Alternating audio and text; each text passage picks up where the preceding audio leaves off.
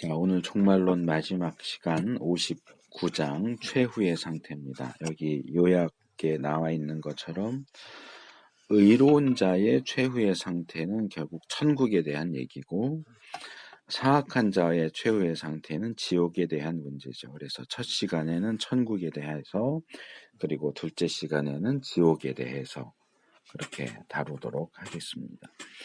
먼저 여기 서론적인 부분을 보면 자, 이 최후의 상태를 다루게 될 때, 우리는 어떤 의미에서, 여기 이제 어떤 의미에서 개인 종말론에 대한 논의로 되돌아간다. 이렇게 얘기를 하죠. 왜, 어떤 의미냐 하면, 최후의 상태가 반드시 개인과만 관련되는 것은 아니고, 모든 인간들이 결국 천국 아니면 지옥으로 가게 되는 집단적인 특징을 가지고 있기 때문에 이 우주 종말론의 끝에서 다루지만 그렇게 들어가는 사람들은 결국 개개인이거든.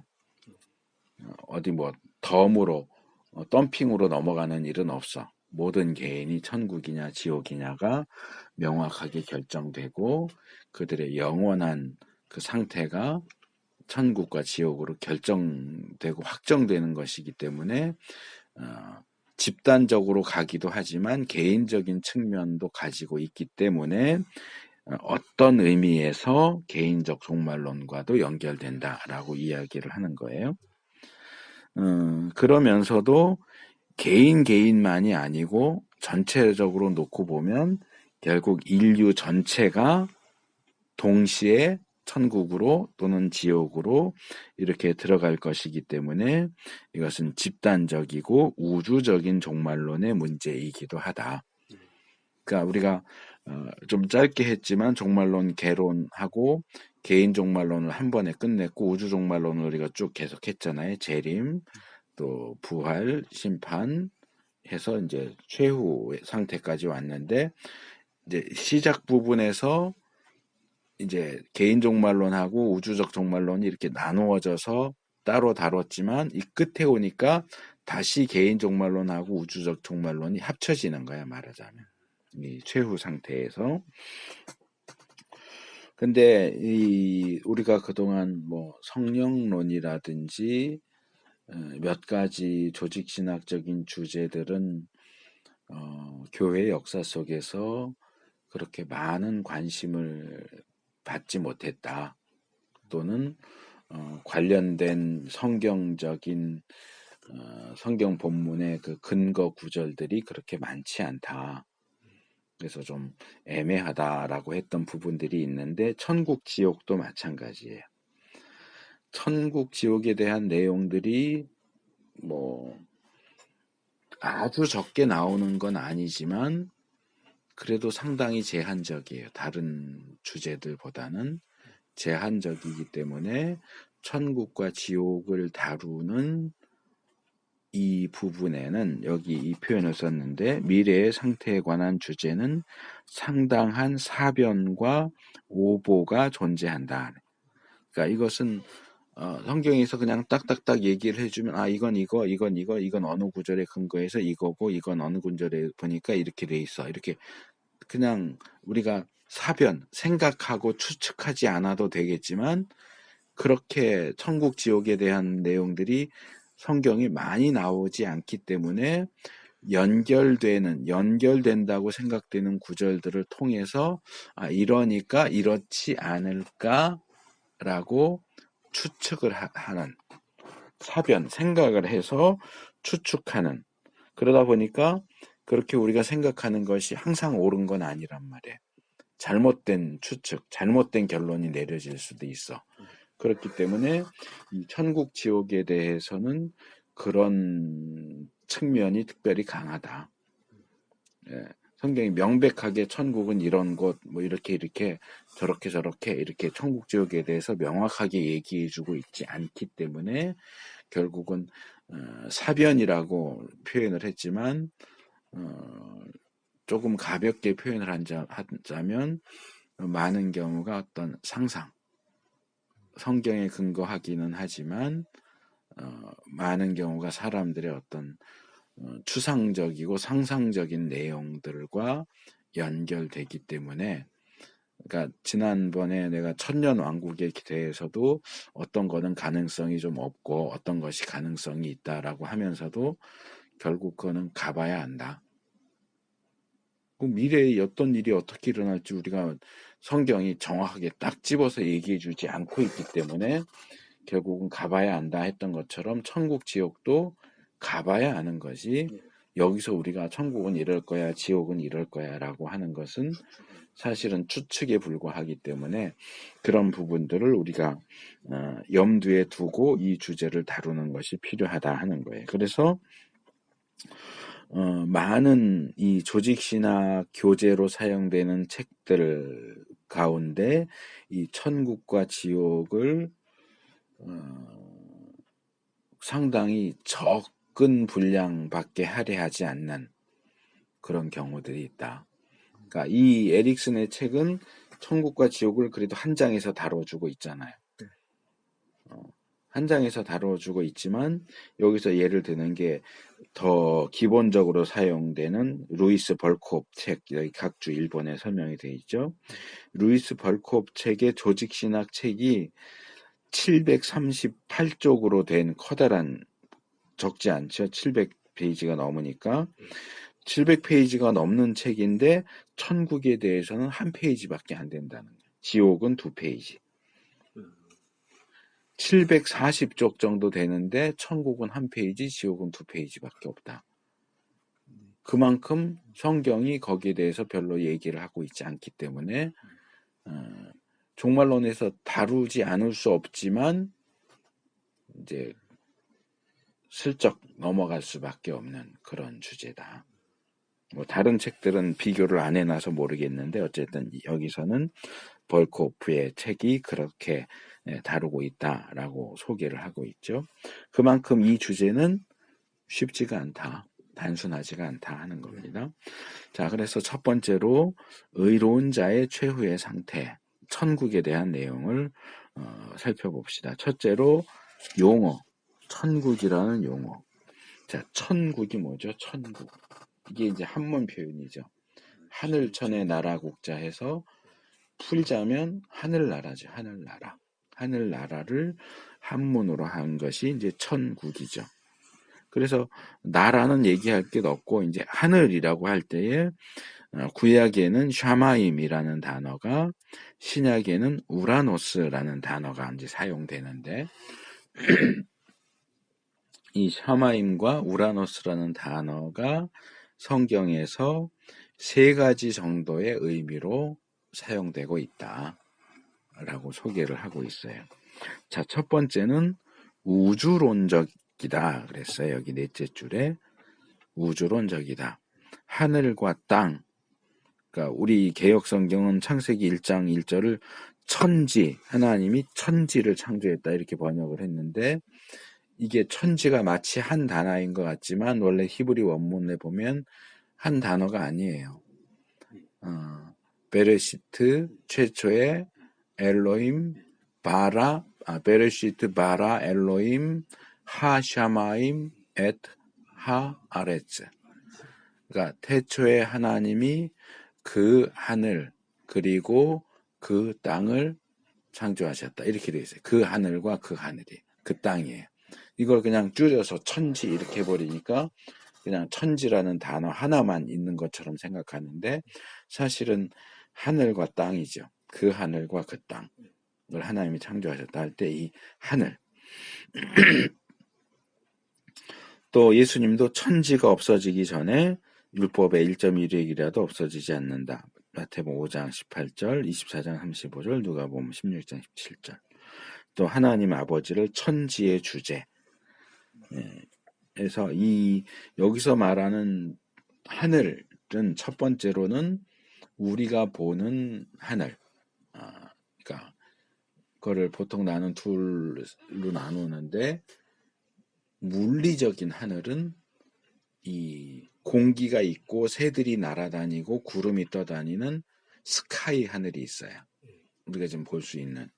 그리고 스카이의 하늘을 넘어가면 스페이스 우주로서의 하늘도 있죠. 그래서 이제 구약이나 특별히 신약을 얘기할 때 3층 천적, 3층 천이라고 하는 걸 얘기해요. 3층 천. 그러니까 1층이 스카이고 2층이 스페이스예요. 그리고 3층이 헤븐이에요. 이 헤븐은 물리적인 영역이 아니야. 그러니까 우리가 지금 살고 있는 지구에서 이 공기가 있는 이 대기권, 스카이, 거길 지나면 공기가 없는 스페이스, 우주가 있고, 스페이스를 지나면 그 바깥에 헤븐이 있느냐 하면 그렇지가 않다는 거야. 헤븐은 전혀 다른 영역이야. 이건 물리적인 영역이 아니고 영적인 영역이야. 그러니까 물리적인 영역에서의 하늘은 두 단계인 거지. 스카이하고 스페이스하고. 그래서 여기 있는 것처럼 별이 있고 공중 번개가 일어나고 비가 내려지는 그런 하늘, 새가 날아다니고, 그리고 하늘과 땅 그럴 때는 합쳐서 우주를 가리키기도 해요. 그래서 이걸 우주론적인 하늘이라고 얘기를 하는 거예요. 두 번째는 이 하늘은 실제적인 하늘이 아니고 하나님을 가리킨다. 유대인들은 하나님의 이름을 망령 때 읽지 말라 하는 십계명 때문에 하나님의 이름을 직접 부르지 않아요. 그래서 이제 그 결과로 우리가 보통 사용하는 여호와라고 하는 전혀 엉뚱한 이름도 만들어졌어. 여호와는 성경에 나오지 않는 이름, 전에 한번 설명을 했던 것 같은데, 이제 지금 우리가 보통 야훼라고 부르는 히브리어의 요드, 해, 바브, 해로 된 네 개의 알파벳으로 된 이름이 원래 하나님을 가리키는 이름인데, 글자로는 그렇게 쓰면서 이걸 읽지를 않아. 하나님의 이름을 망령 때 부르지 말라 그랬기 때문에 읽지 않고, 글자는 그렇게 써놓고 이걸 아도나이라고 전혀 다른 이름으로 읽었다고. 그러다 보니까 이 야훼의 자음에다가 아도나이의 모음이 합쳐지면서 만들어진 엉뚱한 이름이 여호와라는 이름이야. 그러니까 원래 성경에는 여호와가 없어요. 그러니까 그런 사실을 몰랐던 시절에 야훼의 자음에 여호와의 모음이 겹쳐진 상태로 성경이 나오니까 그걸 그대로 읽으니까 예호바가 된 거예요. 예호바. 그걸 이제 예호바, 제호바, 여호와 이렇게 이제 번역을 했지만 사실은 여호와는 하나님의 이름이 아니에요. 네. 그것도 다 여기서 말하는 것처럼 하나님의 이름을 함부로 부르지 않기 위한 노력의 결과야. 그러니까 잘못된 무지의 결과지. 여호와라는 이름은. 그럼 뭐라고 불렀느냐?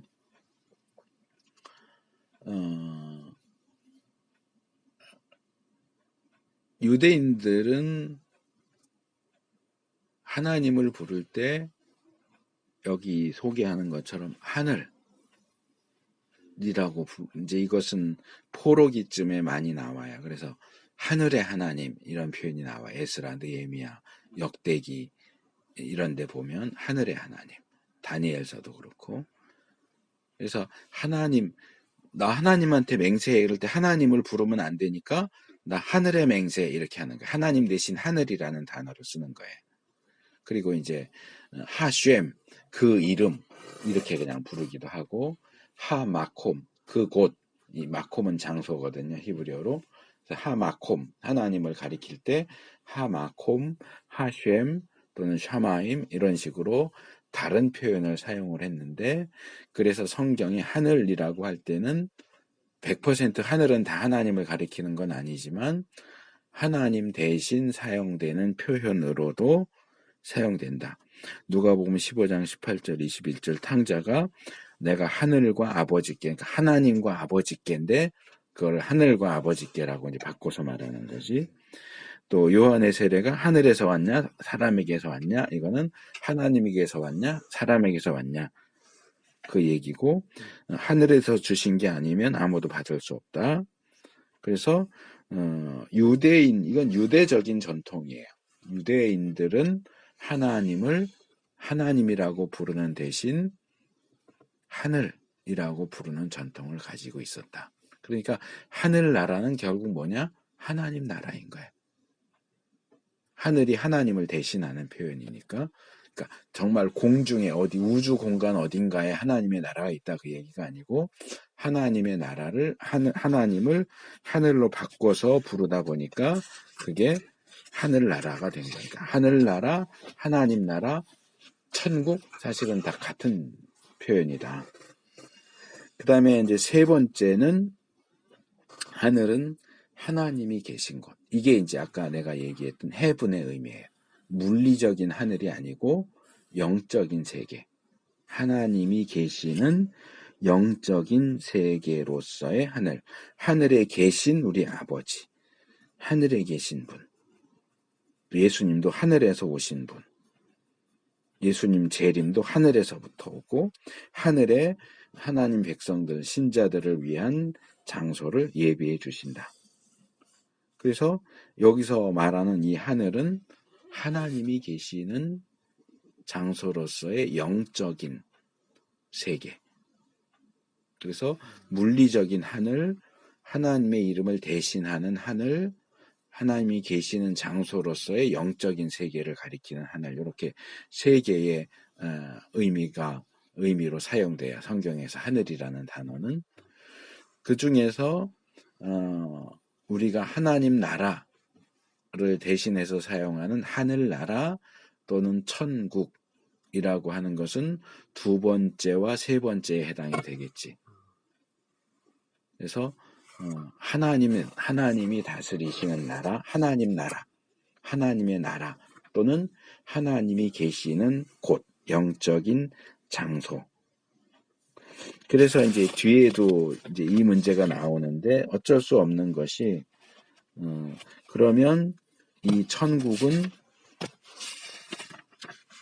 장소냐 상태냐 441페이지 천국에 관한 문제들이 몇 개 이렇게 쭉 간단하게 소개되고 있는데 그중에 첫 번째가 천국은 장소인가 상태인가 하는 문제가 여기 나오죠. 왜냐하면 하늘이 가리키는 것이 하나님을 가리키기도 하고 장소를 가리키기도 하기 때문에 이 두 가지 특징을 다 가지고 있어요. 그러니까 이것은 이제 과학에서 얘기하자면 빛은 파동이냐 입자냐 이런 얘기하고 비슷한 거예요. 이렇게 점점점 찍어서 표현할 수 있는 입자냐 아니면 이렇게 줄로 그어서 말할 수 있는 파동이냐 뭐 그거하고 비슷한 얘기인데 하나님 나라는 장소냐 상태냐 하는 문제가 이제 이 용어 자체에서부터 그런 문제를 내포하고 있기 때문에 거기서 그런 문제가 나오죠. 근데 뒤에 나올 때 다시 하기로 하고 그러면 천국은 어떤 곳이냐? 천국의 본질이 뭐냐? 본질이 뭐냐라고 할 때 여기 이제 몇 가지가 나오는데 제일 중요한 건 뭐냐면 하나님이에요. 하나님의 현존이다. 천국은 무엇보다도 먼저 하나님이 현존이다.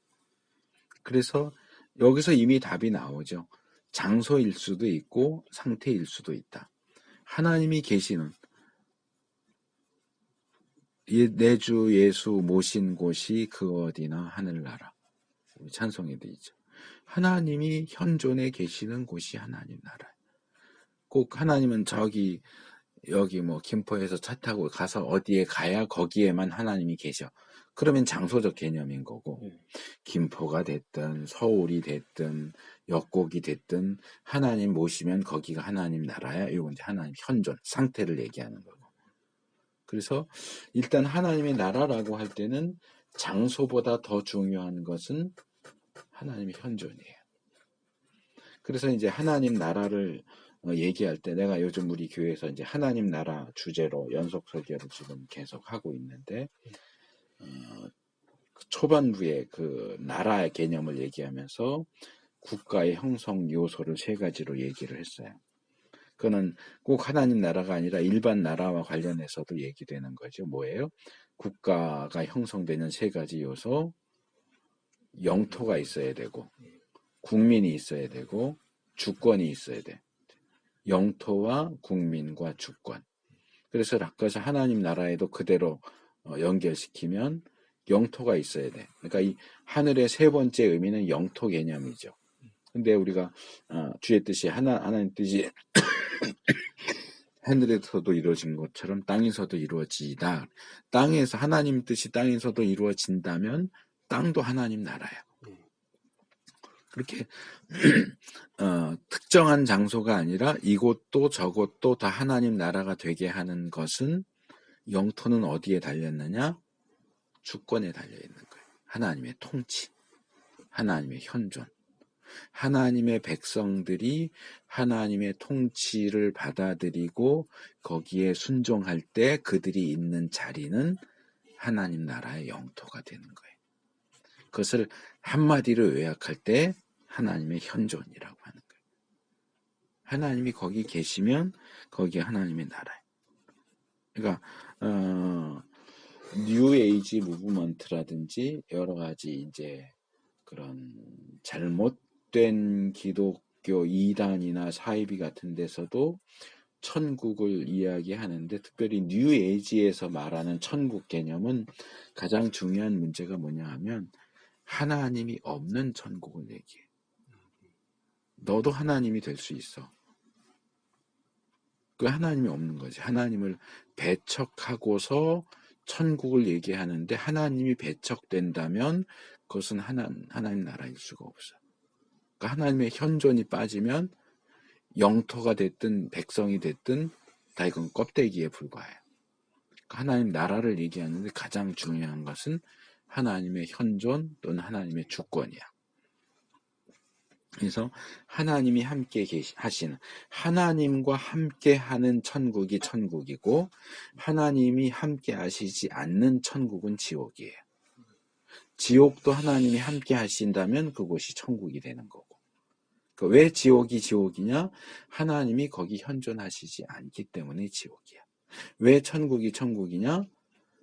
뭐 자연 환경이 좋고 뭐가 좋고 그래서가 아니라 하나님이 함께 하시기 때문에 천국이야. 그래서 천국을 얘기할 때 가장 중요한 것은 하나님의 현존이다. 국가의 3요소로 얘기할 때는 하나님의 주권이다. 그 다음에 이제 천국과 관련해서 우리가 생각할 수 있는 것들이 몇 가지 더 소개가 되는데 둘째 단락에 물질적인 즐거움, 큰 물질적인 즐거움에 대한 얘기가 나오죠. 그게 이제 이것은 사실상 통속적인 표현에 의하면 그랬죠. 통속적인 표현에 의하면 천국은 1차적으로 큰 물질적인 즐거움이 있는 장소다. 근데 이것은 사실 성경의 천국 개념하고는 조금 거리가 있어요. 이것은 기독교의 천국이 아니고 이슬람교의 천국이야. 이슬람교에서 말하는 천국이 이래요. 그러니까 뭐냐 하면 이 지상에서의 즐거움이 뭐 말하자면 한 10배 정도 뻥튀기 된 곳.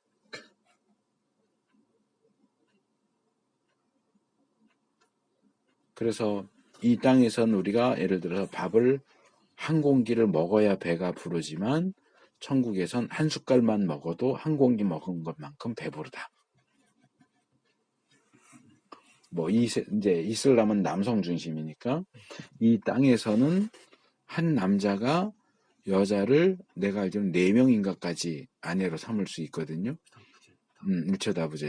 일부 다처제니까 한 사람 능력이 된다면 이 땅에서는 4명까지 아내를 둘 수 있다면 천국은 한 40명까지 아내로 둘 수 있는 곳. 그래서 이 지상을 그대로 뻥튀기 시켜놓은 그게 이제 여기서 말하는 물질적인 것이 확대되고 확장된 형태의 천국인데 기독교가 말하는 성경이 말하는 천국은 그런 개념은 아니에요. 그런 측면도 없지는 않겠지. 어떤 즐거움이 확대되고 또 여러 가지 요소들이 더 편리해지고 그런 물질적인 부분들이 완전히 없다 말할 수는 없지만 그것이 천국의 본질은 아니다. 그러니까 이거는 이제 내가 이번 달에 성경 묵상하면서 비슷한 주제가 나와서 지난번에 부활이나 얘기하면서 내가 지적했던 에릭스는 예수님의 부활체가 완전하지 않다고 그러잖아요.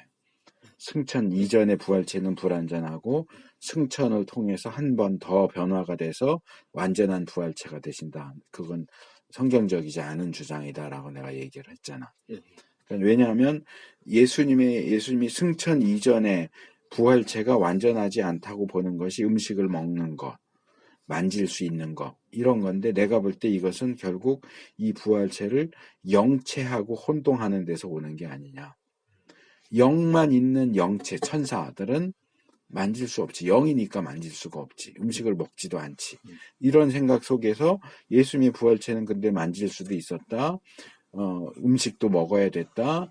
그러니까 예수님의 초기 부활체는 완전한 영체가 되지 않았기 때문에 불완전하다.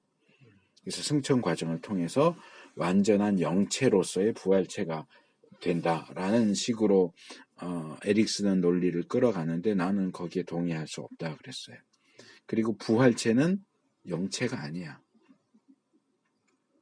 인간은 영과 육을 함께 가지고 있는 존재야. 영과 육이 분리되면서 죽잖아. 그러면 중간 상태는 영체라고 말할 수 있겠지. 부활체가 아니고 영체. 왜? 몸이 부활을 안 했잖아. 몸이 부활을 해야 부활인 거지. 우리가 천년왕국 할 때도 이 무천년설의 문제점 중에 하나가 부활을 영적 부활, 육체적 부활 이렇게 나누는 게 문제다 그랬는데 사실 영적 부활이라고 하는 것은 의미가 없어요.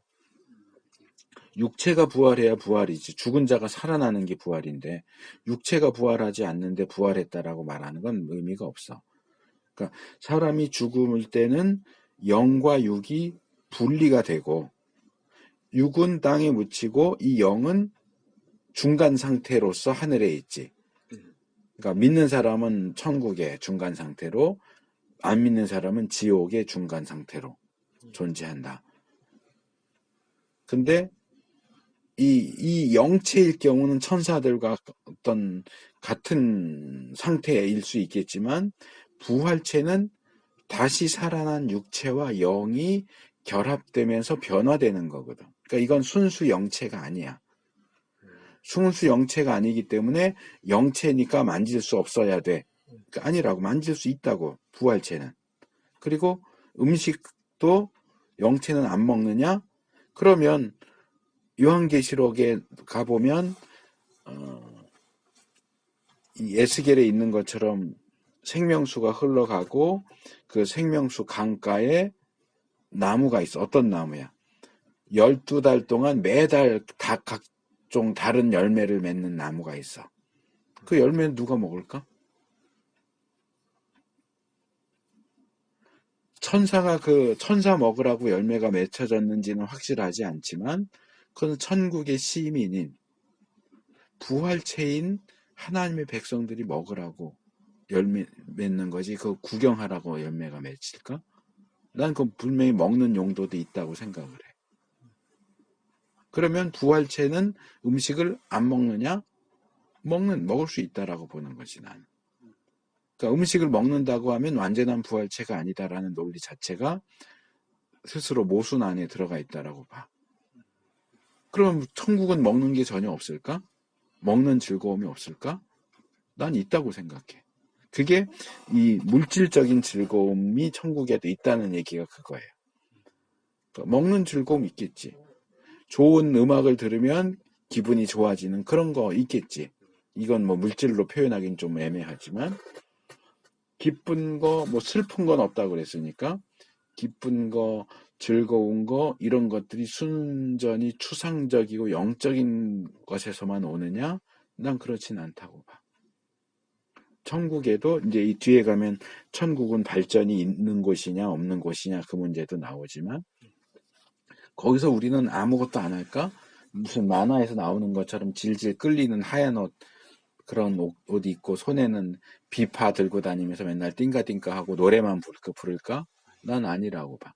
천국에도 뭔가 우리에게 어떤 일들이 주어지고 일들도 한다. 그러니까 지상에서처럼 직업적으로 일을 하는 건 아니겠지만 하나님을 섬기기 위한 어떤 일들, 에덴 동산에 아담과 하와가 동산을 돌본 것처럼 천국에서도 뭔가 우리가 일을 하는 것들이 있을 것이고 그 일을 잘 해냈을 때 거기서 오는 어떤 성취감, 그런 것도 분명히 있다고 생각을 해요. 그러니까 그렇기 때문에 천국을 완전히 비물질적인 곳으로 보는 것은 내가 볼 땐 성경적이지 않다. 물질적인 측면도 있다. 왜? 부활체 자체가 영과 육의 결합된 형태이기 때문에 천국이 영적인 장소이긴 하지만 그것이 순전히 영적인 것이 아니고, 그럼 천국에는 길바닥이 금인데 그 금은 영적인 금일까? 영적인 금은 어떤 금이야? 영적인 진주는 어떤 진주야? 그걸 다 영이라고 말하기가 어렵다는 거지. 그래서 그런 물질적인 측면과 영적인 측면이 다 공존하는 곳이 천국일 거라고 생각을 하고, 그러나 아까 말한 것처럼 그게 천국의 주된 특징, 주된 본질은 아니다. 그것은 부수적인 거고 제일 중요한 것은 하나님의 현존이다. 그 다음에 세 번째, 온전한 지식. 이제 카톨릭에서 사용하는 표현, 한문 표현이 거기 둘째 줄에 나오죠. 지복직관. 지복. 지극히 큰 복인데 직접적으로 보는 복이다. 지복직관.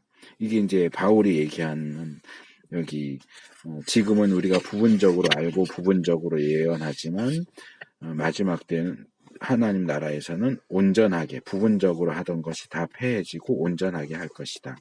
지금은 거울로 보는 것 같이 희미하다. 이 당시 거울은 구리 거울이에요. 그러니까 우리가 쓰는 유리 거울이 아니고, 그래서 희미해요. 지금은 거울로 보는 것처럼 희미하지만 얼굴과 얼굴을 대하여 직접 이렇게 그렇게 보게 될 것이다. 그래서 지금은 부분적으로 알지만 그때는 온전하게 알 것이다. 요걸 이제 한문으로 지복직관이라고 이제 카톨릭에서는 얘기를 해요. 그래서 우리가 이 지상에서는 지금도 말한 것처럼 천년왕국이 어떻게 될 것인지, 천국과 지옥이 어떤 곳인지 우리의 지식이 불완전해. 왜? 성경이 우리 그걸 완전하게 가르쳐주지 않으니까. 근데 우리가 천국에 가면 그런 불완전하던 지식이 완전해진다는 거지. 물론 이 완전해진다는 개념은 상대적인 개념이에요. 그래서 우리가 천국에 가면 하나님하고 똑같아진다. 그건 아니야. 하나님과는 여전히 무한한 질적 차이가 있겠지. 그렇지만 우리 지상에서의 우리 인간적인 지식과 비추어 볼 때는 천국에서는 온전한 지식, 완전한 지식을 갖게 될 것이다. 그래서 가끔 목사님들이 설교하다 그러잖아요. 이거는 뭐 어떻게 됐을까? 그거는 나중에 천국 가서 누구한테 물어봐야지. 그런 표현도 쓰잖아. 네, 뭐 아브라함한테 물어봐야지, 노아한테 물어봐야지, 뭐 다윗한테 물어봐야지, 또는 하나님한테 물어봐야지. 그러지만 이 내용에 의하면 그때는 굳이 누구한테 보지 않아도 알 것 같아. 기본적인 부분에 있어서는. 그러니까 그 중에 하나가, 이것도 이제 나중에 천국에 관련된 질문에 나오지만, 우리가 어떻게 서로를 알아볼 수 있을까? 천국에 가고 변화된다면 우리가 서로가 서로를 알아볼 수 있겠느냐? 난 알아볼 수 있다고 생각을 해. 왜냐하면 변화산 사건이 힌트야. 예수님의 제자들이 예수님과 변화산에 올라갔는데 갑자기 모세와 엘리야가 나타났어. 근데 나타난 그 사람들이 모세하고 엘리야인 거 어떻게 알았을까? 모세가 여기다 이렇게 이름표, 모세 이렇게 하고 이름표 붙이고 있었을까? 엘리야가 이름표 붙였을까? 아니면 모세는 내가 모세인 거 알게 하려고 이렇게 10계명 돌판 이렇게 2개 딱 끼고 나타났을까? 그건 아니라고. 그게 어떤 천국 상황의 한 단편을 보여준다고 나는 생각을 해. 그러니까 직관적으로 딱 보니까 아 저분은 모세구나, 저분은 엘리야구나 하고 아는 거야. 우리가 천국 가서 뭐 나는 내가 성경 인물 중에 제일 좋아하는 사람이 다니엘이거든. 그러면 다니엘이 누구신가요? 다니엘 어디 있는지 좀 알려주세요. 찾아다녀서 소개받아야 다니엘을 알까? 아니라고 생각해. 나는 가서 딱 보면 아, 저 사람이 다니엘이구나. 저 사람이 아브라함이구나. 저 사람이 모세구나 하고 알 수 있을 거라고 생각을 해. 우리의 조상들도 마찬가지지. 믿다가 돌아가신 조상이 있다면 뭐 그 가족 관계가 천국이 계속 되진 않지만 아 저분이 나는 어머니 모계 쪽으로 내가 4대째 모태신앙이니까 증조할머니, 고조할머니도 천국에 계실 거라고 생각이 되는데 한 번도 본 적이 없지만 천국에 가면 아 저분이 우리 외 증조할머니구나 하고 알 수 있을 거라고 생각을 해. 이게 이제 이 지복직관의 내용 중에 하나가 되겠지. 서로를 알아보는 거, 또 우리 지상에서는 알 수 없었던 어떤 것들을 알 수 있게 되는 거. 우리가 성경을 읽으면서 요 때는 이거 왜 이랬을까 하고 궁금해하는 그런 것들이 웬만한 내용들은 다 저절로 알려지지 않겠는가. 그렇다고 우리가 하나님만큼 아는 건 아니지만 그 다음에 천국의 특징 네 번째, 천국은 모든 악이 제거된 곳이다. 그러니까 눈물도 없고 사망도 없고 애통도 없고 곡하는 것도 아픈 것도 없다.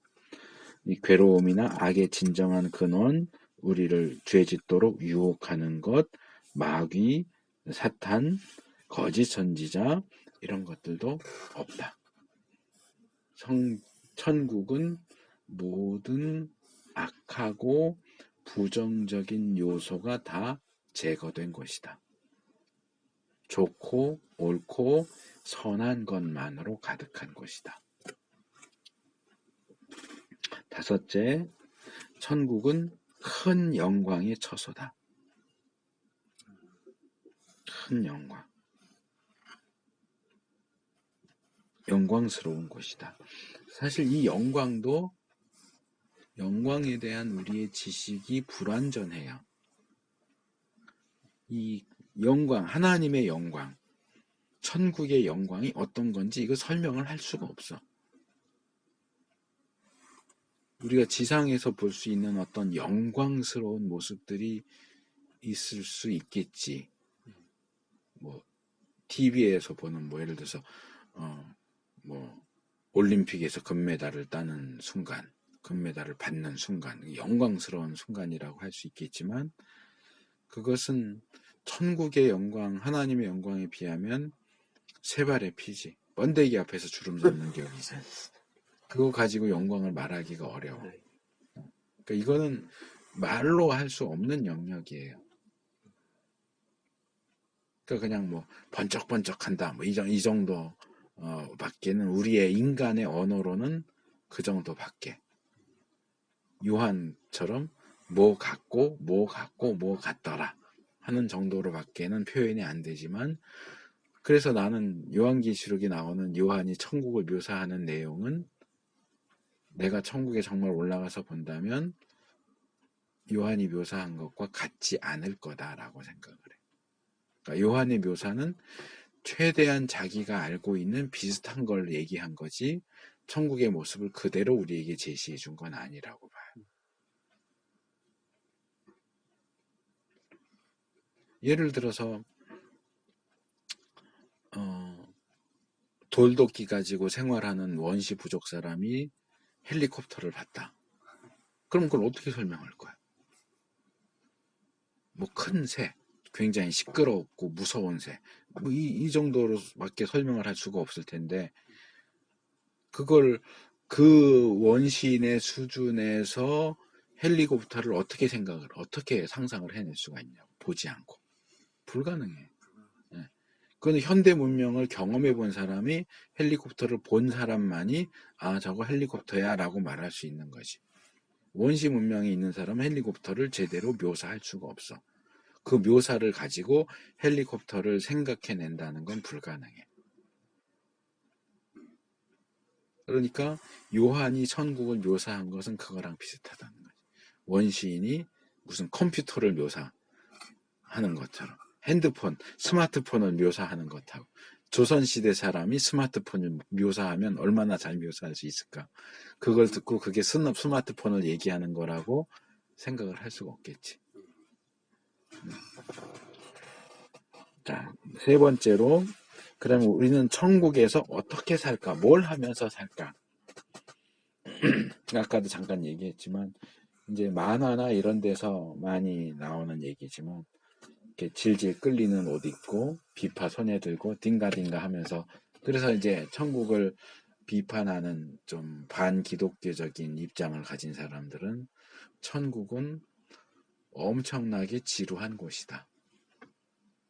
사건 사고도 없고 재밌는 건 하나도 없고 맨날 질질 끌리는 옷 입고 다니면서 노래만 하는 곳.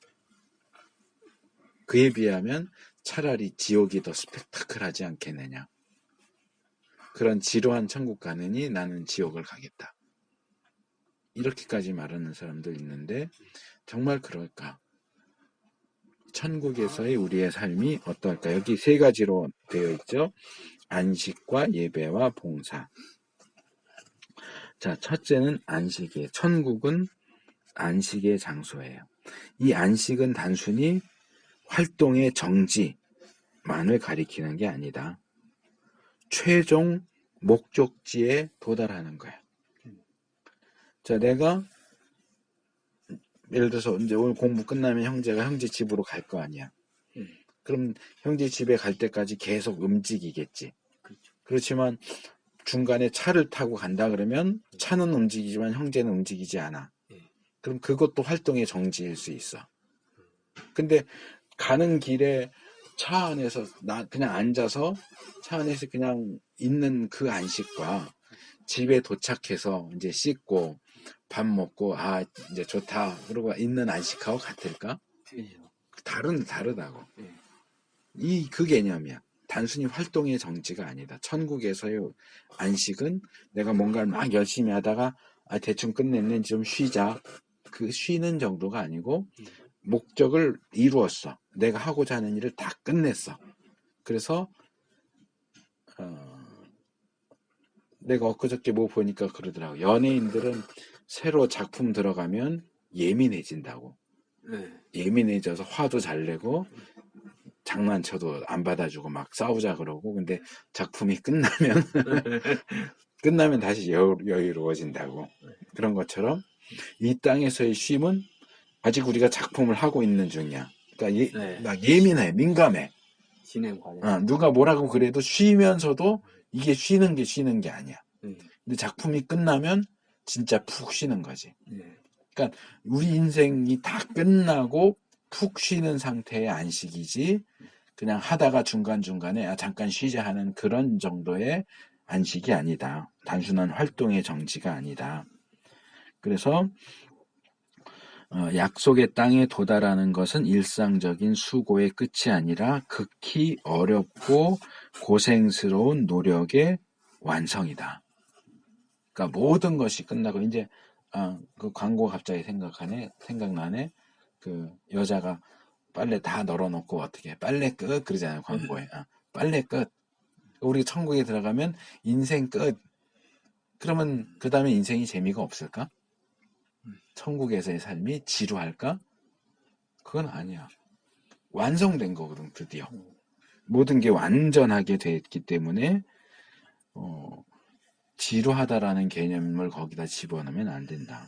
둘째로 예배다. 예배. 그러니까 이제 이게 뭐 비파 띵가띵가 하면서 노래 부른다 이렇게 이제 희화화 그림처럼 만화처럼 얘기가 되는 부분인데 천국에서 가장 중요한 일은 예배예요. 예배. 그래서 천국에 올라간 성도들도 천사도 스랍도 규칙적으로 하나님을 예배하고 그런 찬양도 있잖아요. 예배하는 것이 가장 기쁜 일이고 즐거운 일이다. 이렇게 예를 들어볼까? 연애를 한다고 쳐. 연애를 하는데 이제 막 만난 지 100일 정도 됐어. 그러면 이 남자가 자기가 연애하는 여자하고 함께 특별한 무슨 일을 하지 않아도 같이 만나서 이렇게 얼굴 마주보고 앉아 있으면 지루할까? 그 사람이 나한테 특별히 뭘 해주거나 둘이 특별히 무슨 일을 하지 않는다고 해도 그냥 같이 있는 것만으로도 행복하지. 그러니까 우리가 하나님을 예배한다는 건 그런 개념이야. 우리가 뭐 거기서 찬송하고 뭐 기도하고 뭐 이렇게 하고 하나님 말씀 주시고 복 주시고 이래서 예배가 좋은 게 아니고 우리가 그렇게 사랑하는 하나님을 얼굴과 얼굴을 맞대고 볼 수 있다는 것. 지상에서는 그렇게 못했는데 천상에서는 정말 하나님 앞에 모시고 예배할 수 있다라는 그것만큼 행복하고 기쁜 순간이 어디 있을까? 그런데 그 예배를 지루해. 그건 아까 말한 것처럼 인제 사귀기 100일밖에 안 됐는데 난 여자친구 만나서 앉아있으면 지루해. 그럼 관계에 뭐가 문제가 있는 거야. 딴 여자가 생겼든지 성격상 문제가 있는 거지 그거는. 근데 그 하나님과 함께하는 예배 시간을 지루하다고 하면 그건 문제가 있는 거지. 자, 셋째로 봉사. 여기서 이제 봉사는 주로 이제 마태복음 19장 28절에 너희도 12보좌에 앉아 이스라엘 12지파를 심판하리라. 심판. 누가복음 22장 28절에서 30절 12지파를 다스린다. 이게 이제 봉사라고 이제 얘기를 하는 거죠. 봉사. 아까도 잠깐 얘기했지만 우리가 하나님 나라 가면 맨날 그냥 질질 끌리는 옷 입고 왔다 갔다 하고 날아다니면서 비파나 튕기면서 노래만 부르고 그게 매일매일이 그렇겠느냐? 그건 아니라고 봐. 정확한 그 성격은 알 수 없지만 뭔가 하나님을 섬기기 위한 어떤 일, 봉사하는 일들이 우리 각자가 가장 잘 할 수 있고 가장 즐겁게 할 수 있고 가장 성취감을 느낄 수 있는 그런 일들이 주어지지 않겠느냐. 그러니까 악한 것, 그런 것들이 아니라 하나님을 기쁘시게 할 수 있는 그런 종류의 일들이 행해질 것이다. 그리고 이제 하나 더 추가된 게 제일 마지막 단에 신자들 사이에 어떤 공동체나 사귐이 있을 것이다. 그러니까 천국 백성들 사이에 서로의 교제, 만남, 대화 이런 거기서 오는 즐거움. 그러니까 이 뒤에도 이제 그 얘기가 나와요. 가족에 대한 결혼과 가족에 대한 내용이 나오는데 거기서 조금 더 추가적으로 이야기를 하죠. 그래서 천국은 한마디로 말하면 완전한 장소다. 그래서 내가 언젠가 어디 책에서 그 얘기를 보면서 참 이게 가장 딱 맞는 설명이다 라는 생각을 했는데 자 지금 우리나라에서 제일 재미있는 놀이동산이 어디죠? 에버랜드? 롯데월드?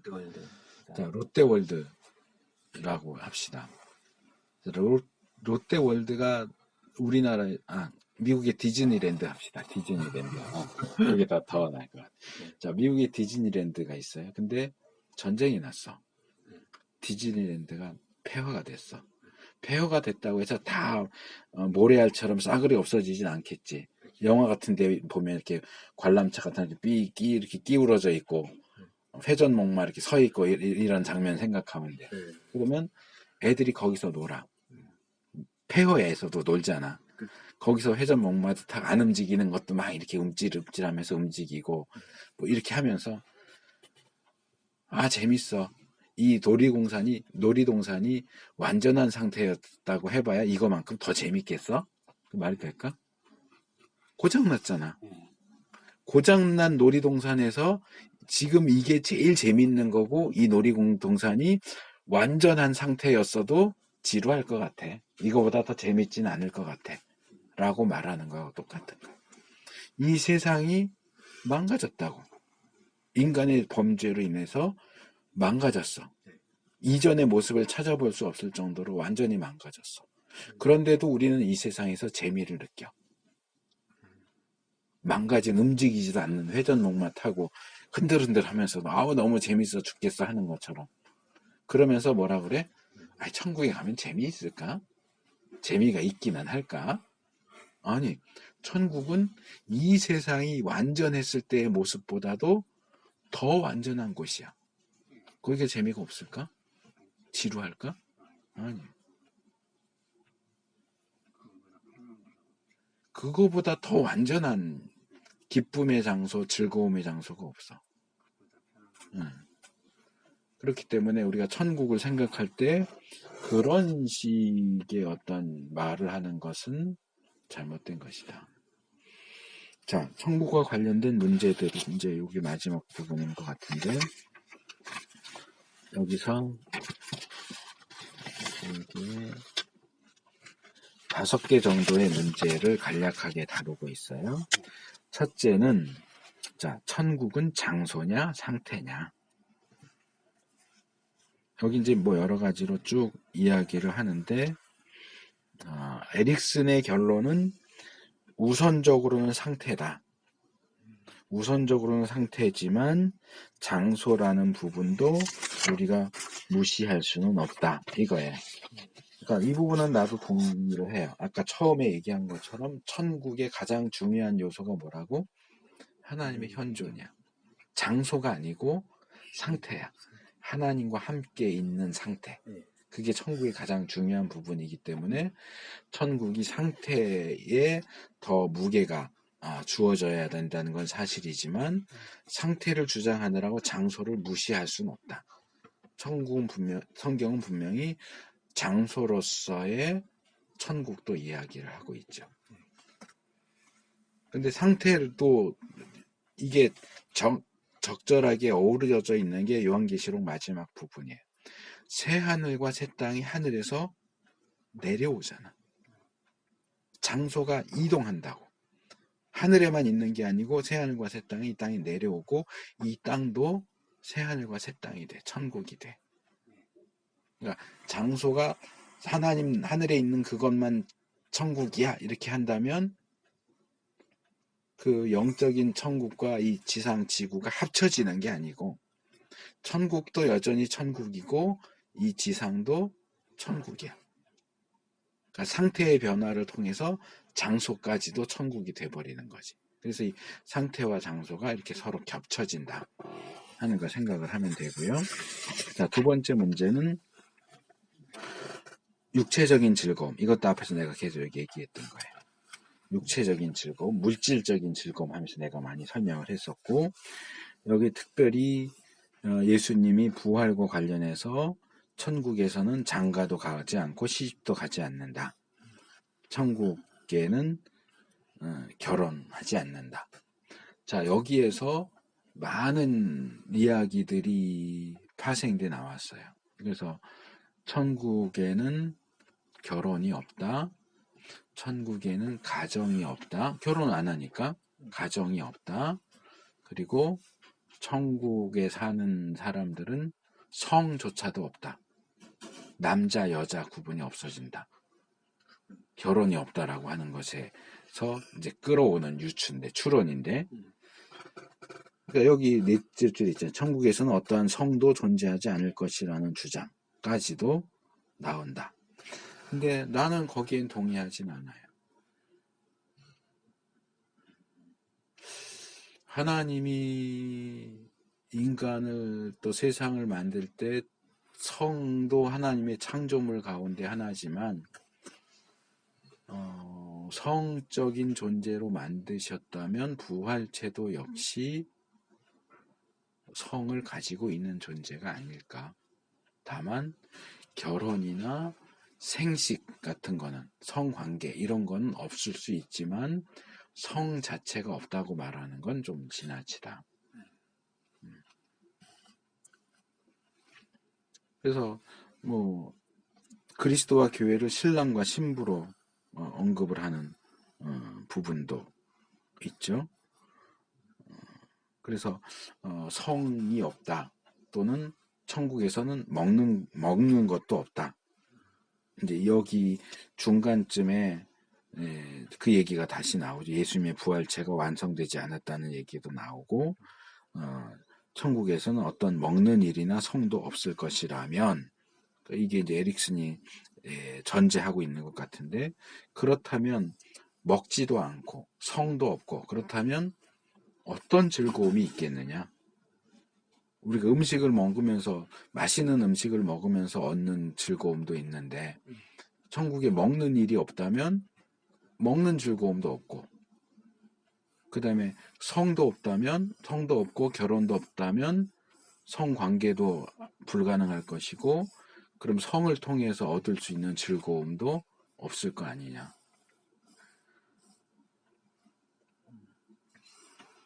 근데 여기 이제 고린도전서 2장 9절에서 10절 말씀 소개하고 있죠. 바울의 말. 하나님이 자기를 사랑하는 자들을 위하여 예비하신 모든 것은 눈으로 보지 못하고 귀로도 듣지 못하고 사람의 마음으로도 생각지 못하였다 함과 같으니라. 이건 무슨 얘기냐면 아까 얘기한 그거랑 비슷한 거예요. 디즈니랜드. 전쟁으로 폐허가 된 디즈니랜드. 태어나서부터 그 폐허가 된 디즈니랜드를 보고 자란 사람이라면 완전한 상태의 디즈니랜드를 상상할 수 있을까? 마찬가지로 완전히 망가진 이 세상을 태어나서 이제까지 그런 세상만 보고 자라고 살아온 사람이 완벽한 천국을 상상해낼 수 있을까? 그게 안 되니까 그게 한계야. 천국은 지루한 곳, 재미없는 곳. 거기에 뭔가 즐거운 게 뭐가 있겠어? 근데 천국은 이 세상보다도 몇 배, 수십 배 또는 무한대로 완전한 곳이야.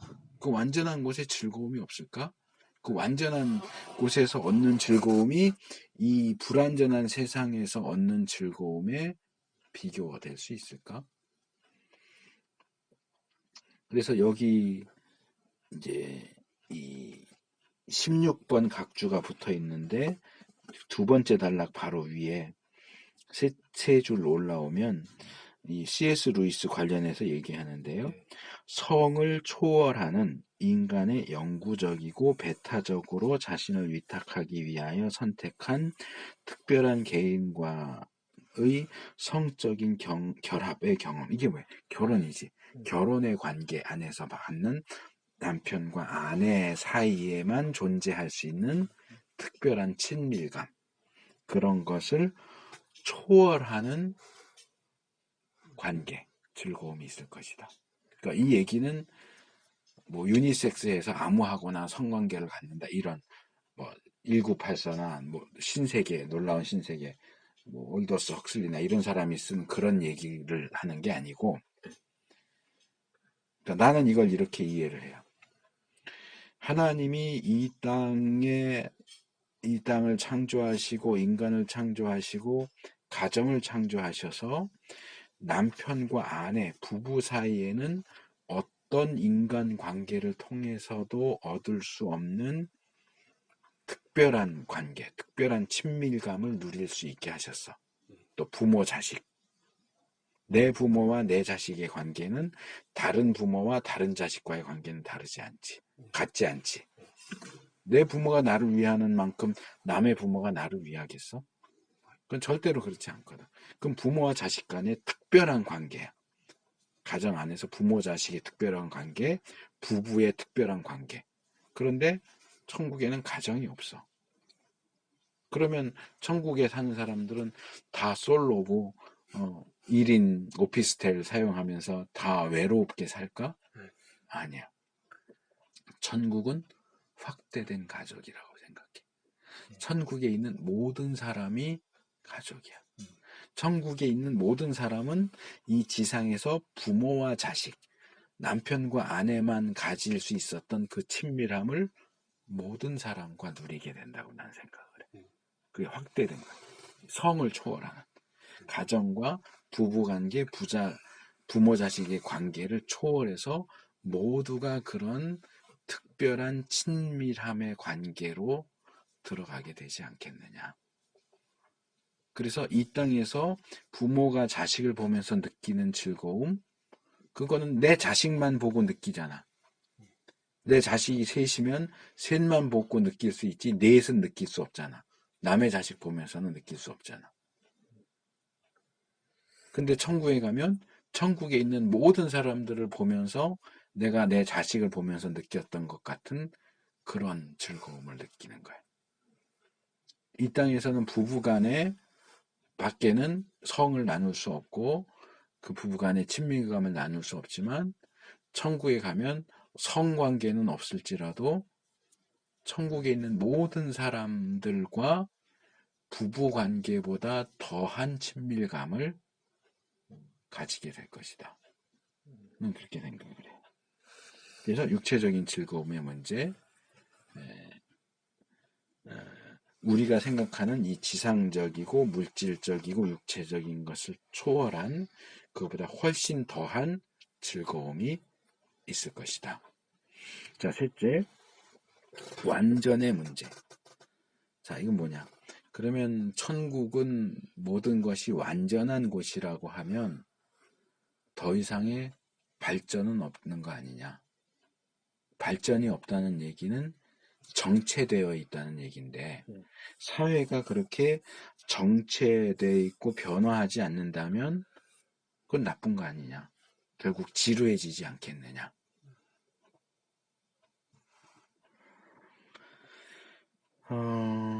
이 부분에 관련해서는 변화도 아주 없지는 않다. 그러니까 예를 들어서 이거는 사실 정확하게 몰라요. 여기 제일 마지막 줄에 보면 어떤 사람들은 어린이들이 천국에 가기 때문에 그들이 성숙될 수 있도록 천국에 성장이 있음이 틀림이 없다고 주장한다. 18번 각주 카우프만이라고 하는 사람이 쓴 책에 나오는 거죠.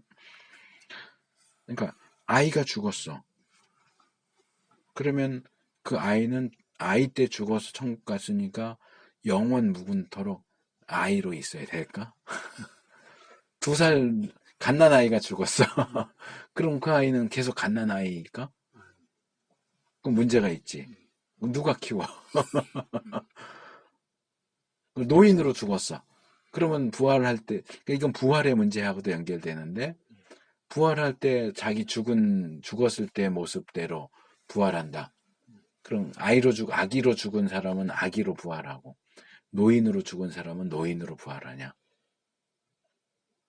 어떤 사람들은 예수님에게 맞춰서 30세 정도로 맞춰질 것이다. 이렇게 주장하는 사람도 있고, 나는 개인적으로 이건 뭐 성경에 근거하는 건 아니지만 성경에 나오는 여러 가지 얘기들에 근거해서 추측을 한다면 아마도 각자 인생에 있어서의 최고의 상태로 부활하지 않을까. 요즘 그런 표현 쓰잖아. 뭐 맛있는 집이면 인생 맛집, 뭐 인생 뭐 이렇게 하잖아. 그것처럼 그 인생의 그 사람 인생의 최고의 수준, 최고의 상태, 가장 건강했고 가장 아름다웠고 가장 좋았던 때로 부활하게 되지 않을까. 노인으로 죽었어도 부활할 때는 건강한 젊은이의 모습으로 부활하지 않겠는가 하는 생각이 기본적인 생각이고, 이건 뭐 정답은 아니에요. 그냥 내 생각이니까. 또 하나는 사람마다 다를 거야. 어떤 사람은 내가 20대 때가 좋았어 하는 사람이 있는가 하면 난 50대가 더 좋아. 완숙하고 좋았어. 이런 사람도 있을 거 아니야. 근데 일률적으로 30대로 부활시켜 놓으면은 30대인 사람은 왜 나 20대가 좋은데 30대로 해놨어 이럴 거고, 50대가 좋은 사람도 나 50대가 좋은데 왜 30대로 해놨어 이럴 거 아니야. 그러니까 어쩌면 이건 완전히 상상인데 어쩌면 자기가 원한다면 원하는 연령대로의 어떤 변화가 가능하지도 않을까? 그건 완전히 상상이에요. 그러니까 원할 때 뭐 그런 영화도 있잖아. 이렇게 자국 깨면 자꾸 사람이 바뀌잖아. 여자로 했다가 남자로 했다가 노인이 됐다가 애가 됐다. 이거랑 이제 비슷한 모티프일 수 있는데 내가 원할 때 원하는 모습이 될 수 있지 않을까.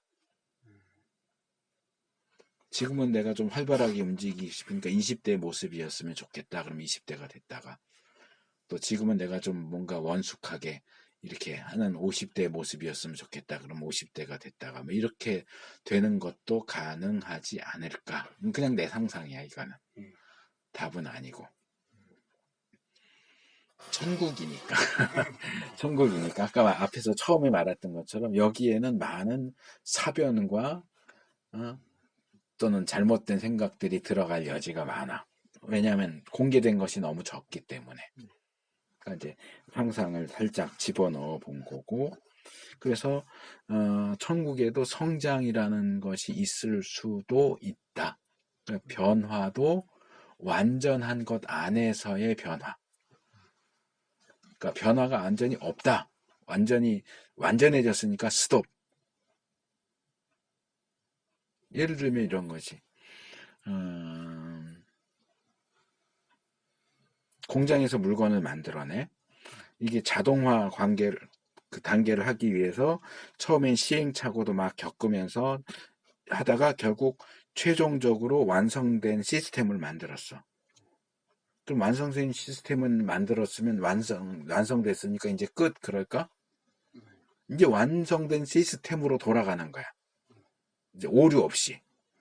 그게 완성되지 않은 불완전한 시스템으로 돌아갈 때는 자꾸 오류도 생기고 변화가 생기고 이렇게 하겠지만 시스템이 완전해지면 시스템이 돌아가는데 오류도 생기지 않고 변화도 생기지 않지만 그렇다고 해서 이 완전은 정지된 상태다 라고 볼 수 있겠느냐. 이게 더 완전하고 더 완벽한 거야. 그렇기 때문에 이 완전의 문제도 그런 쪽으로 생각을 하면 되지 않을까. 그러니까 여기 443페이지 둘째 단 한 5, 6줄쯤 내려오면 이런 표현이 있어요. 천국에서의 안정된 상태는 인간의 목표에 못 미치는 고정된 상태가 아니라 어떠한 진보도 있을 수 없는 완전의 상태다. 이거 아까 내가 안식 설명한 거랑 같은 개념이야. 그러니까 집에 가는 도중에 버스에 앉아서 쉬는 것과 집에 가서 쉬는 게 같지 않다는 거지. 그 안식, 쉼의 완전도를 놓자면 버스 안에 앉아서 쉬는 건 완전하게 쉬는 건 아니야. 집에 가서 쉬는 건 완전하게 쉬는 거라고 할 수 있지만 천국과 비교하면 집에 가서 쉬는 것도 완전한 게 아니야. 모자라. 근데 천국에서 쉬는 건 완전하게 쉬는 거야. 그 천국에서 쉬는 그 완전한 쉼이 부족하다, 정지되었기 때문에 나쁘다 이렇게 말할 수 있느냐? 그렇지는 않다는 것이. 그러니까 이것도 사실 우리는 이 완전의 개념에 있어서 우리의 사고 자체가 불완전하기 때문에 어쩔 수가 없어요. 그런 부분들을 여기 끝에 존 베일리라는 사람이 얘기한 결실을 향한 발전과 결실 안에서의 발전에 대해서 말한다. 이게 아까 내가 말한 시스템이야. 그러니까 시스템을 완전하게 만들기 위해서 계속 그 시스템을 돌려.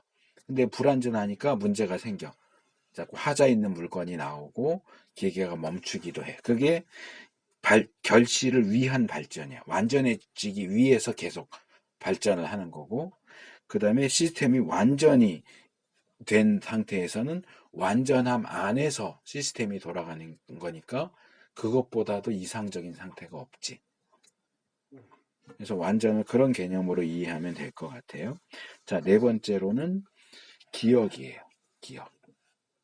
우리가 천국에 가면 얼만큼 기억할 것인가. 그러니까 아까 완전한 지식에 대한 부분은 이미 다뤘고 여기서 얘기하는 것은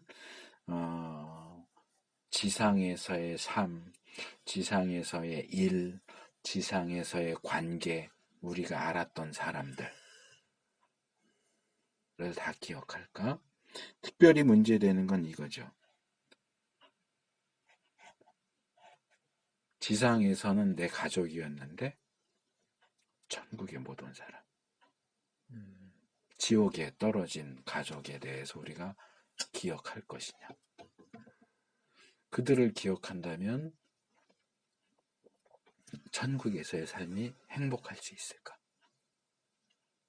지상에서는 그렇게 사랑하던 사람인데 없어. 천국에 없어. 지옥에 가 있어. 그럼 그 기억이 남아있는 한 누가 천국에서 행복하게 살 수 있겠느냐?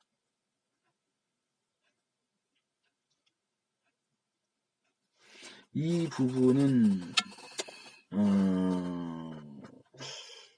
에릭슨도 명확하게 얘기하지는 않아요. 여기 이제 그 둘째 단락, 셋째 단락에 둘, 넷, 여섯, 일곱째 줄 보면 중간쯤에 얼마간의 무지라는 표현을 쓰고 있어요. 요 중간쯤에 우리가 얼마간의 무지에 관해 반드시 변명해야 한다. 그래서 어느 정도는 우리가 잊게 되지 않겠느냐. 그런 부분에 대해서는 우리가 지상에 있을 때 행했던 나쁜 짓, 못된 짓, 후회되는 일, 범죄, 그리고 지옥 간 가족, 친구들에 대해서는 어느 정도 잊어버리게 되지 않겠느냐.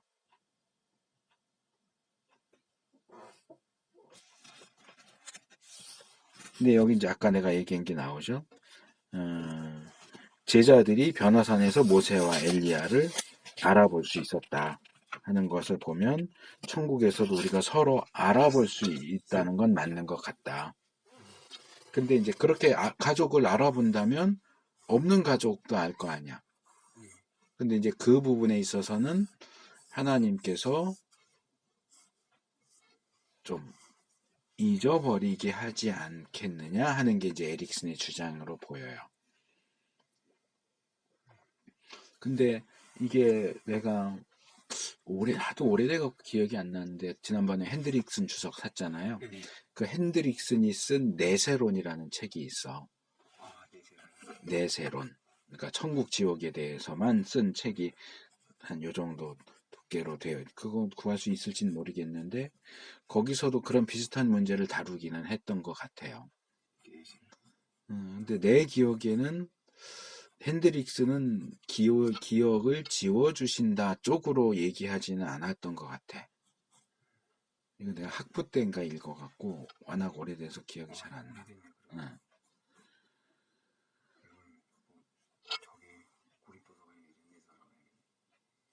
이제 신학대학 도서관 가면 있겠지. 그래서 내가 얼핏 기억하는 것은 핸드릭슨이었는지 누구 다른 사람이었는지는 기억이 안 나는데 여기 이제 공의 개념을 끌어오기도 해요. 공의 개념. 그러니까 가족은 가족이었는데 결국 그들이 하나님을 거절한 거잖아. 예수님을 거절했기 때문에 그 하나님의 공의에 따라서 형벌을 받는 것이기 때문에 가족 간의 그런 애정이나 이런 것들보다도 하나님의 공의가 행해진다는 것에 대해서 더 기뻐하지 않겠느냐. 이렇게 보는 입장도 있어요. 근데 여기에는 소개되지 않은 내용인데 그러니까 지옥에 간 가족들을 기억을 하지만 그 기억이 슬픔이 되지 않는 거야. 그건 오히려 하나님이 공의롭게 행하셨구나 라는 쪽으로.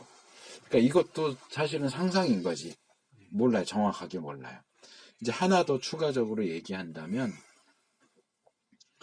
이것은 우리 정통 기독교에서는 좀 문제가 있다고 보는 스웨덴보그라고 하는 칼빈 시대의 저쪽 유럽 쪽에서 활동하던 종교 지도자인데 우리 정통 기독교에서는 이단이라고 봐요, 보통.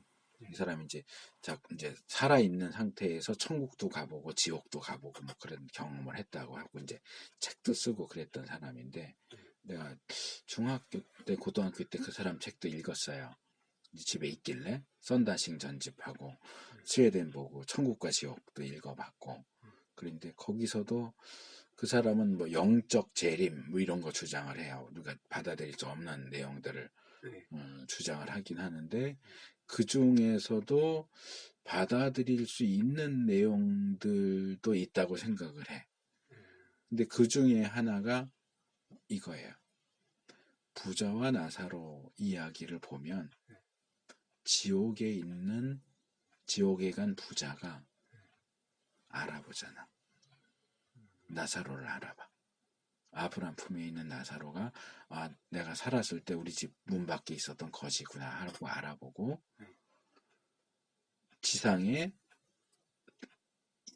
이 세상에 자기의 형제들이 아직 남아있고 하나님을 잘 믿지 않는다는 사실을 기억을 해. 그래서 그들을 위해서 나사로를 좀 다시 보내주십시오 하고 부탁을 하지. 거기에 근거해서 생각해 볼 수 있는 것은 지옥에서는 기억이 지워지지 않는다. 천국에서는 기억이 지워질 가능성도 있지만 지옥에서는 기억이 지워지지 않을 것이다.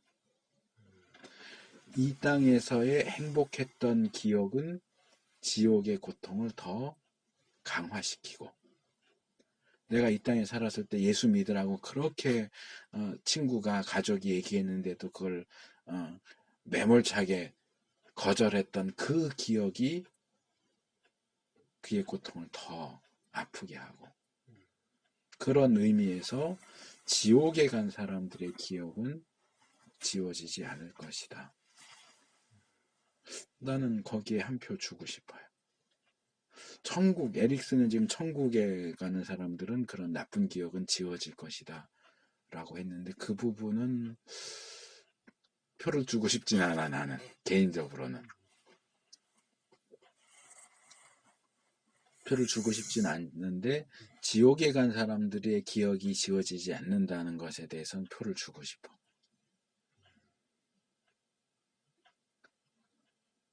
그러면 이제 천국에 가는 사람이 만약에 기억이 지워지지 않는다면 지옥에 간 사람들과 마찬가지로 자기가 이 세상에 살았을 때 행한 죄나 실수나 후회되는 일 또는 지옥에 간 가족들 그들에게 내가 더 열심히 복음을 전해야 되는데 포기했던 것 그런 것 때문에 괴롭지 않겠느냐 하는 문제가 이제 반대로 생기겠지. 그럼 그것 때문에 괴롭다면 거기가 천국이 있겠느냐 하는 문제가 나올 수도 있는데 그걸 이제 다르게 푸는 게 공의를 가져오는 거야.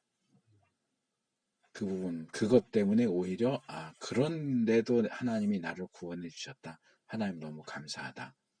하나님께 감사, 하나님께 영광. 그리고 하나님의 공의로우심. 이런 부분들로 이제 설명을 하는 경우들이 있는데 오히려 나는 그쪽에 기억을 지워준다보다는 그 하나님의 공의라고 하는 쪽에 더 표를 주고 싶은 생각이 있어요. 그리고 이제 이건 지옥에 나오는 문제니까 이제 거기서 다루기로 하고 마지막으로 자, 천국 상급에 대한 것. 천국 가는 건 이제 구원받으면 가는 거고 그러면 천국에 가서 우리가 누리게 될 어떤 삶, 또 상급은 차이가 있겠느냐, 없겠느냐. 이것도 이제 논란이 많아요. 있다고 하는 사람도 있고, 없다는 사람도 있고. 구원받으면 똑같은 구원이지. 이제 보통 교회 안에서 많이 얘기되는 게, 뭐, 어떤 사람은 금멸루간 쓰고, 어떤 사람은 개털 모자 쓰고, 뭐 그런 얘기 많이 하잖아. 또, 집도 누구는 몇 칸 집이고, 누구는 단칸방이고. 그러니까 요게 이제 상급 개념이거든. 격차가 있겠느냐, 없겠느냐. 있을 것 같아요, 없을 것 같아요.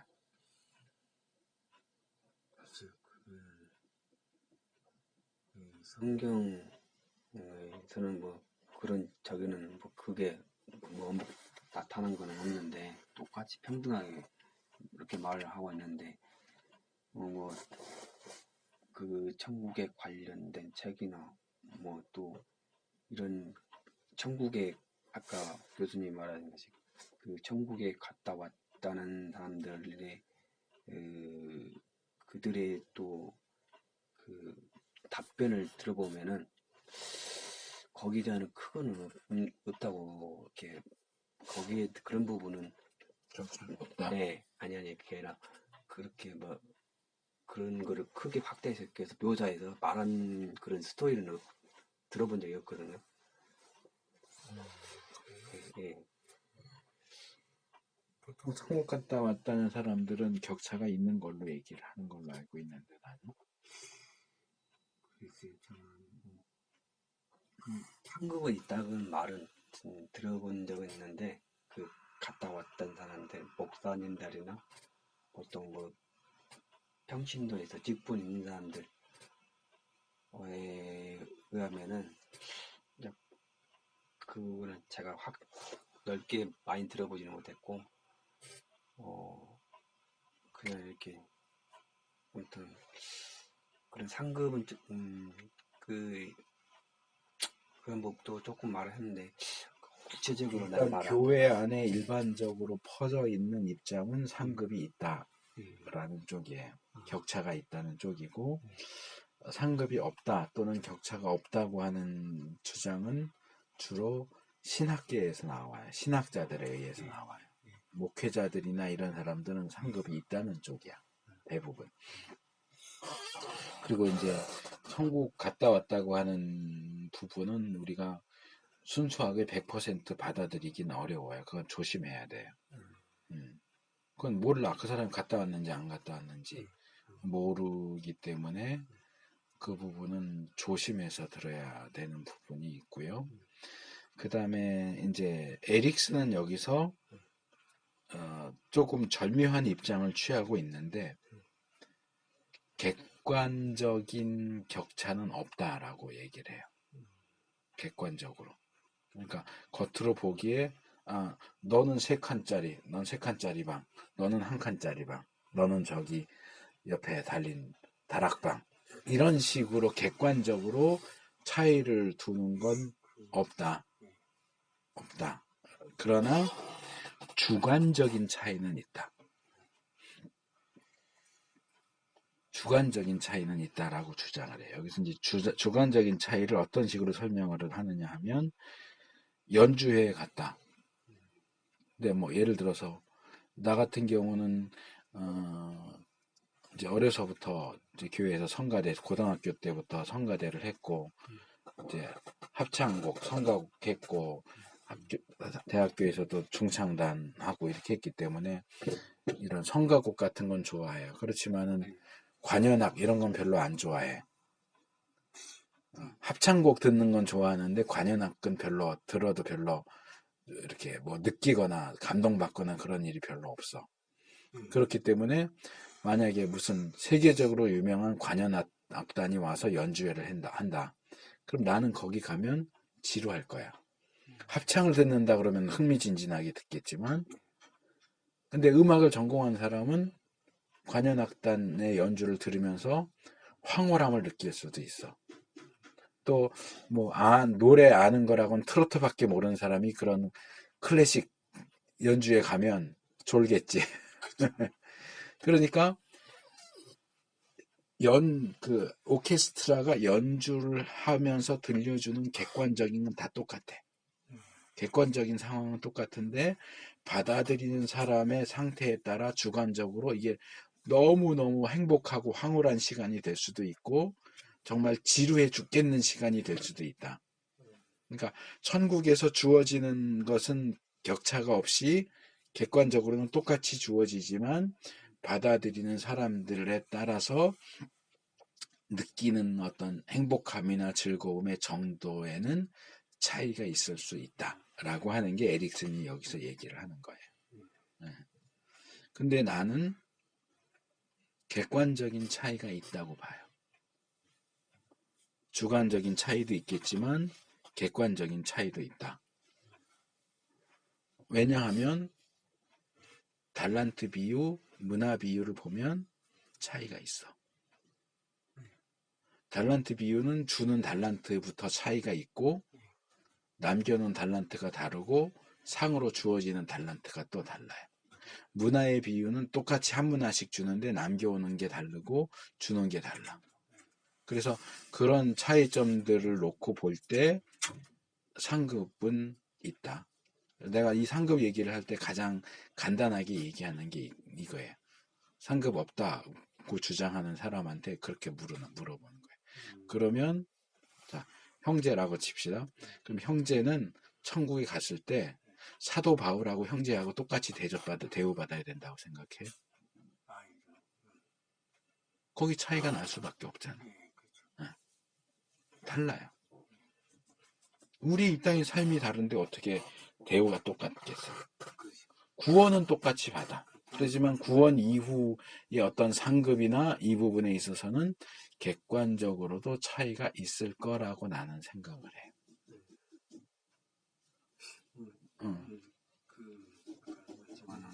그거는 천국 갔다 온다는데 그에 대한 간증을 이렇게 그것까지는 잘 확실히 모르는데 성경의 말씀으로 듣기로는 이제 아까 지금도 말하다시피 이 차이는 있다고 저는 생각하고 있거든요.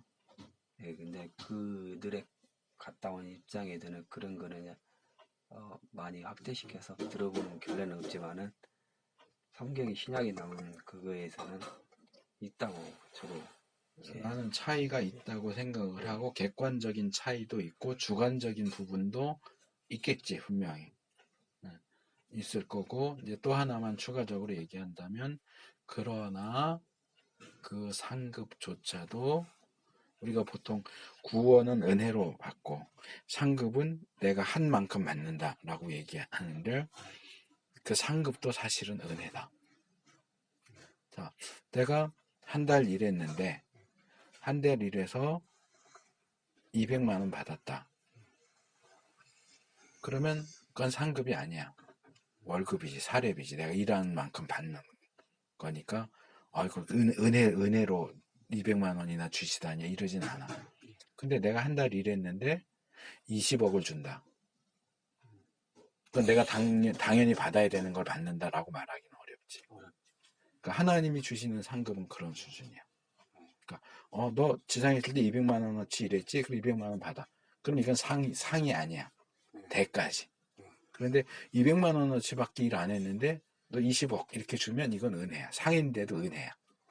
그러니까 이런 개념이 추가될 필요가 있다. 상급 개념에 있어서는 상급도 그러니까 보통 목사님들 얘기할 때는 구원은 은혜로 받고 상급은 우리가 한 만큼 받는다. 그러니까 한 만큼이 기준이 되기는 하지만 받을 만큼만 주는 게 아니고 훨씬 뻥튀기해서 그 이상으로 주시는 거다. 그러니까 적게 받아도 저 사람보다 내가 적게 받아도 저 사람은 200억 받았는데 나는 20억 받았어.